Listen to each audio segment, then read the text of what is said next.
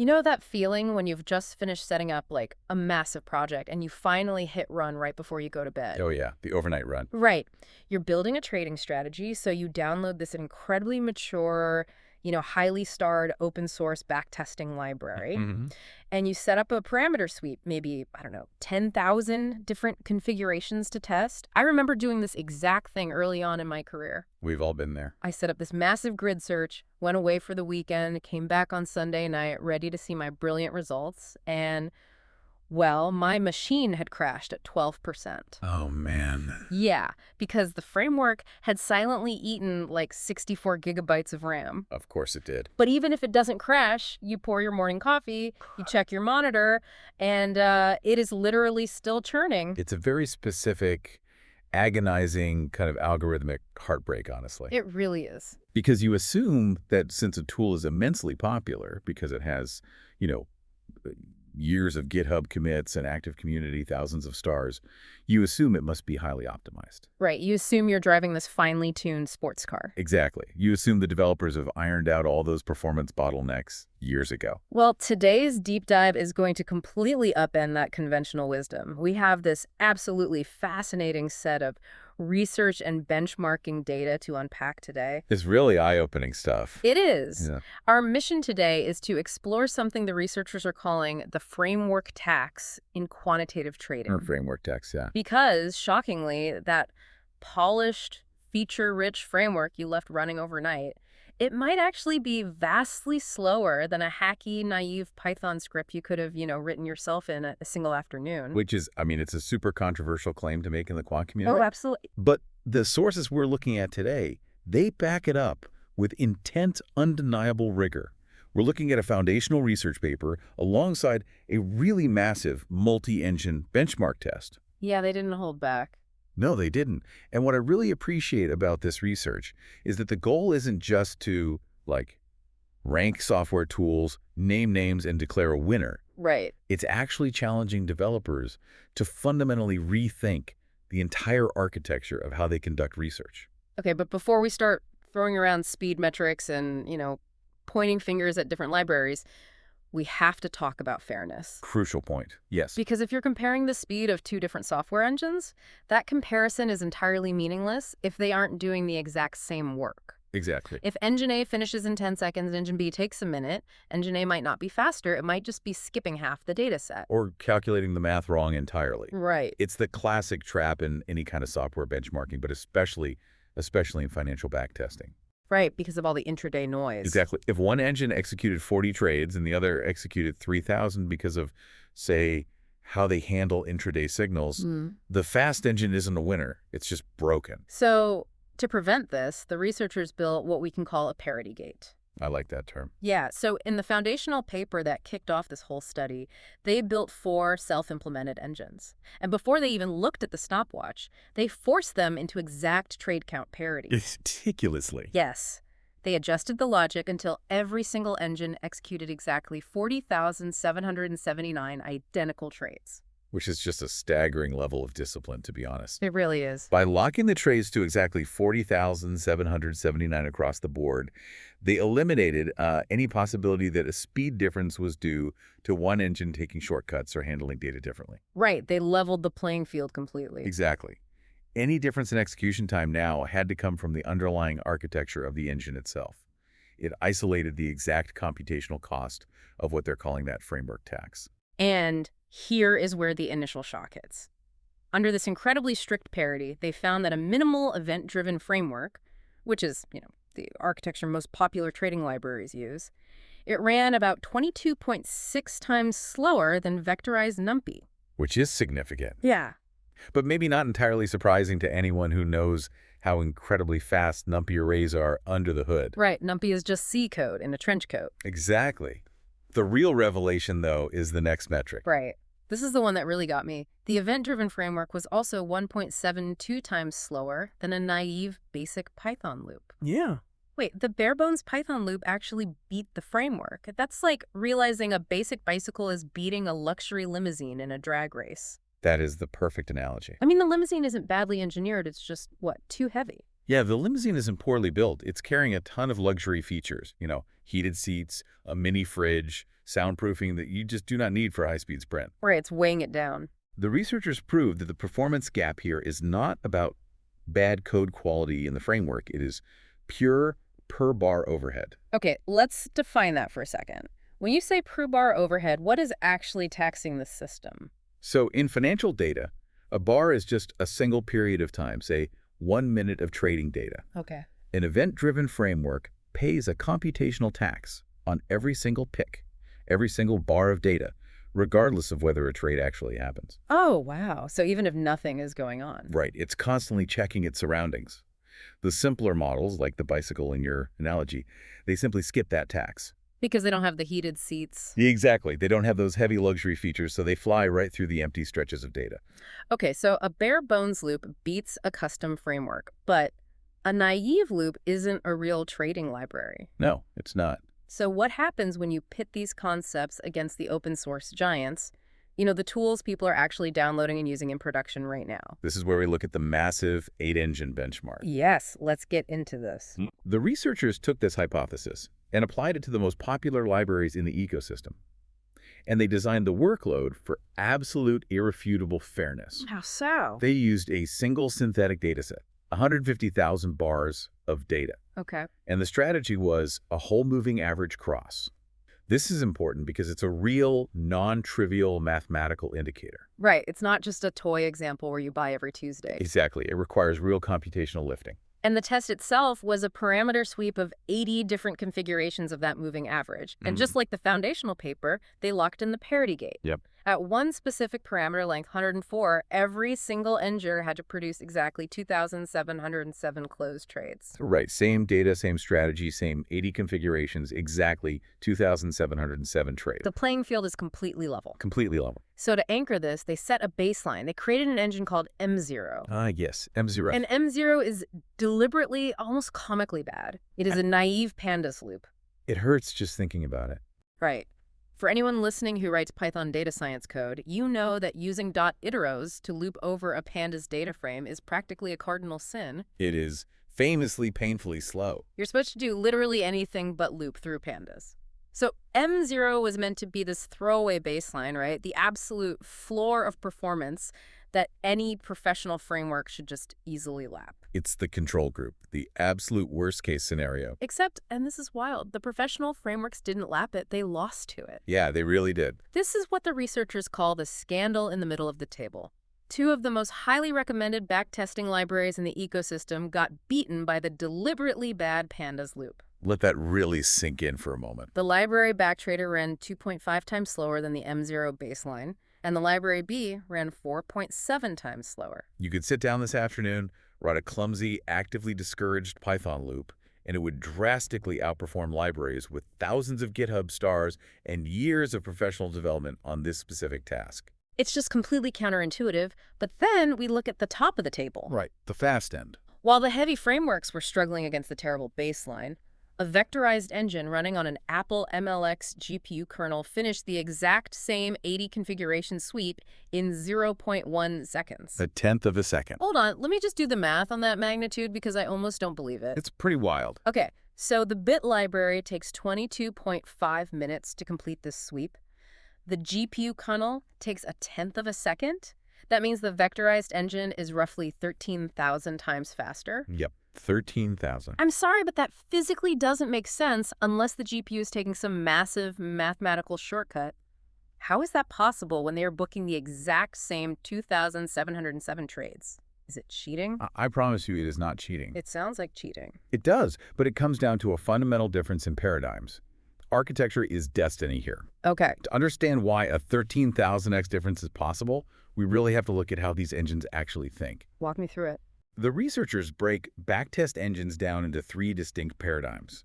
The first is event-driven. Okay. This is your backtrader or your zip line. In this paradigm, the engine simulates time sequentially. It walks forward bar by bar. Like checking every minute. Exactly. For every single slice of time, it emits an event, pauses, calls your custom logic, and routes any orders through a highly detailed simulated broker. It's basically a video game simulation of the stock market, step by step. That's a great way to put it. It's incredibly comfortable psychologically for quant because it mirrors reality. Sure. Then the second paradigm is weights or rebalance. which is where but sits. It doesn't walk bar by bar in the same way, but it still builds a complex tree of objects and ledgers that are evaluated in Python every time a portfolio needs rebalancing. Still pretty heavy. And the third paradigm is vectorized or compiled. This is your GPU kernel or libraries like VectorBot. And this is how it achieves that speed without cheating. How? Instead of evaluating logic one row at a time, the entire strategy is expressed as array operations. Okay, let's make that concrete. Can you give me an analogy for how vectorization actually works compared to a loop? Sure. Imagine you have a massive Excel spreadsheet with 150,000 rows. Okay. The event-driven approach is like a human with a calculator looking at row 1, doing the math, writing down the answer, then physically moving to row 2, doing the math, writing it down. Which takes forever. Exactly. Vectorization is like highlighting the entire column, typing a formula, and hitting enter. Boom, all at once. Right. The underlying machine code calculates all 150,000 rows simultaneously. There's absolutely zero per bar Python evaluation. It runs at the speed of the C or C++ machine code underneath. That makes a ton of sense for the fast side, but let's go back to the slow side. Yeah. What is actually happening inside the event-driven paradigm that makes it 13,000 times slower? Like, what is this tax actually doing to my CPU? So think about the grueling life cycle of a single event-driven bar. For every single minute of market data, the engine has to do at least 5 things. 1, advance the clock and materialize the raw data into a Python object. 2, fire a callback into your user code. Just to see if I want to trade. Right. 3, query the simulated broker for your current cash and positions. Gotta know if I have the money. Exactly. 4, route any new orders through the broker, checking margin requirements and updating portfolios. And 5, update all the analyzers and observers tracking the strategy. I mean, that sounds like a lot of steps, but modern computers operate in nanoseconds. A CPU can do that in its sleep. A CPU can do it once in its sleep. Ah. But remember the scale of a parameter sweep. You have 150,000 bars of data.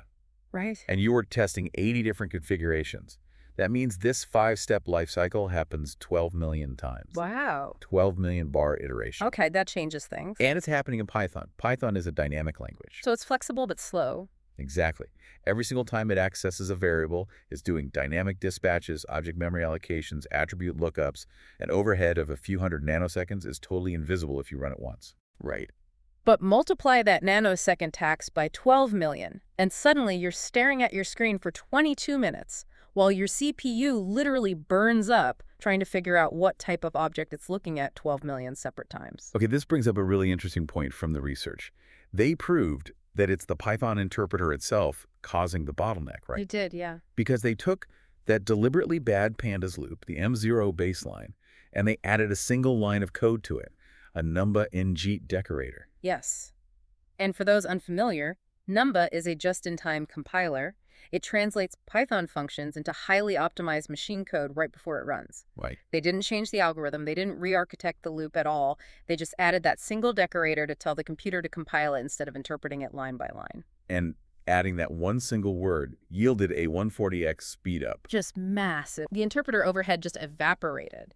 So obviously my first question is, if adding one decorator makes it 140 times faster, why don't the creators of Backtrader or these other heavy frameworks just slap engine at the top of their code and call it a day?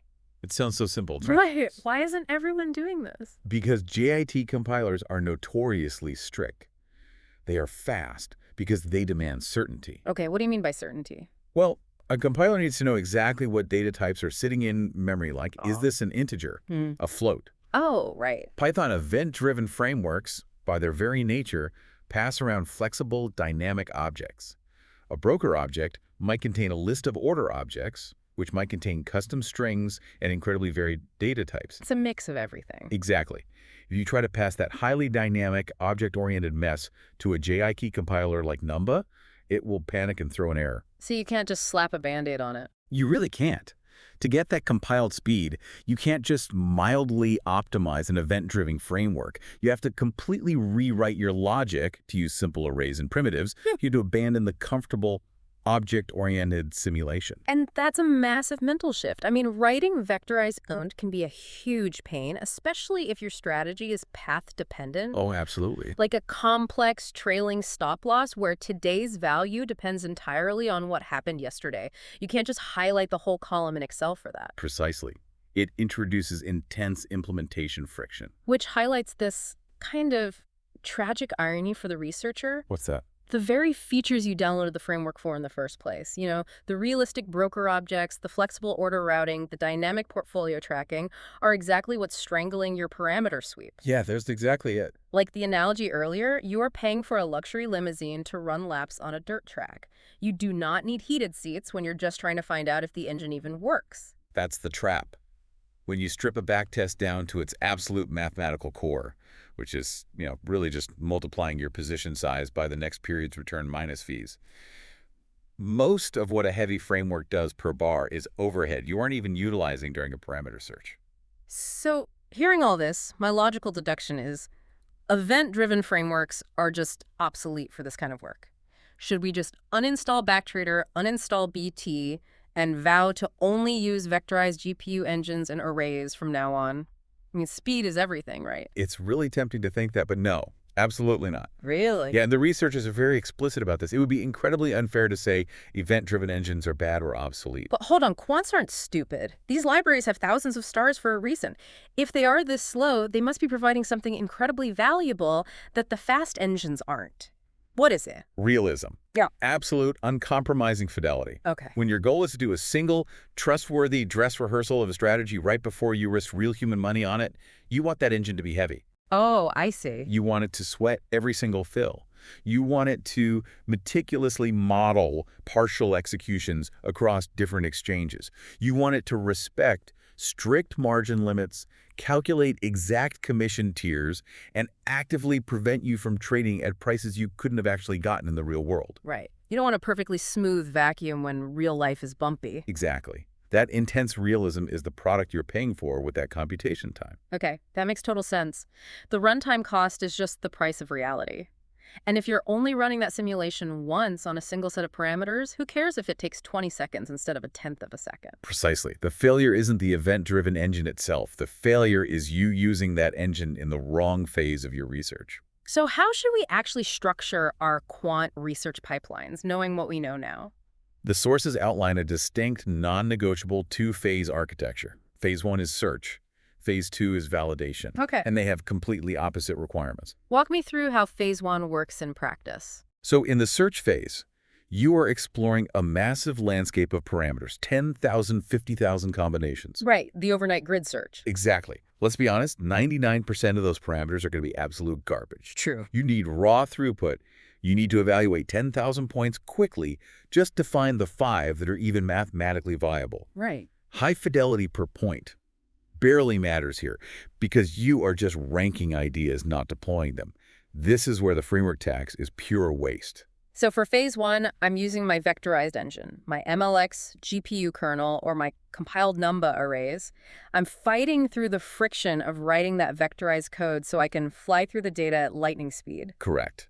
You use the fast dumb tool to map the terrain. Makes sense. But then you transition to phase 2, validation. Taking the survivors. Yes. You take those 5 surviving ideas from your massive search, and you need to know if they actually survive contact with reality. This is where you need to check for look-ahead bias, complex slippage, and realistic broker mechanics. Oh. Here, the heavy event-driven framework absolutely earns its keep. So the practical decision rule, the ultimate playbook for anyone listening who builds these pipelines, is this. Never, ever run a large parameter sweep on a heavy event-driven framework. Never. Use a vectorized or compiled engine for your massive search. Then, take the short list of survivors and run them through the heavy realistic engine for a single, honest, live parity check. That's the playbook. But there's one crucial, non-negotiable final step to making this two-speed architecture work. What's that? It's what the researchers call the golden rule of parity. Ah, the parity gate from the beginning of our deep dive. Yes. You must enforce trade count and profit and loss parity between your fast search engine and your heavy validation engine on a fixed configuration. Oh, to make sure they're actually looking at the same thing. Exactly. Just like the researchers did with their 2,707 trades test. If your blazing fast vectorized engine says a strategy makes 100 trades and earns 10%, but your realistic event-driven engine says it makes 50 trades and loses money, Then your pipeline is a lie. your pipeline is a lie. The two phases aren't measuring the same strategy anymore. Oh, wow. Yeah, if they disagree, it means your fast search engine is abstracting away something critical, or your validation engine is broken. They have to agree exactly on the math, or the whole two-step process just falls apart. Precisely. If Yeah. they don't match exactly, you aren't doing quantitative research. You're just generating random numbers very quickly. So let's recap this whole journey for everyone. First, popular does not mean fast when it comes to parameter sweeps. Definitely not. A framework with thousands of stars can and will get beaten by a naive Pandas loop if that framework is carrying too much per bar overhead. Yep. Second, the framework tax multiplies disastrously. A microscopic delay of a few nanoseconds on one bar becomes a 22-minute wait or a crash machine across a full parameter sweep because of interpreter overhead. That 12 million iteration tax. Right. And third, to survive and thrive, you have to adopt this two-speed architecture. Vectorized speed for the search, event-driven realism for the validation. And that leads to a really fascinating question for you to ponder as we wrap up today. If we connect all of this to the bigger picture of building robust trading algorithms. Oh, I love a good lingering question. Lay it on us. Think about the strict requirement to enforce parity between your fast search engine and your realistic validation engine. Okay.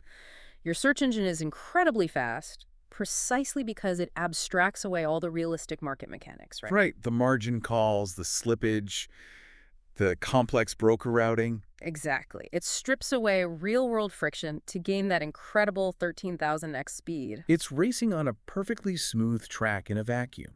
So here is the question. How do you prevent your blazing fast search phase from inadvertently falling in love with mirage strategies? Mirage strategies. Yeah, I'm talking about strategies that only look incredibly profitable because they exploit the very real-world friction you intentionally stripped away to make the engine fast in the first place. Oh, man, that is the ultimate danger of the vacuum, isn't it? It really is. The fast engine might find a strategy that requires trading 1,000,000 times a second for fractions of a penny, which looks like a holy grail on a spreadsheet, until the heavy validation engine introduces a realistic $5 transaction fee and completely crushes it. Exactly. It forces you to ask a very uncomfortable question about your own code.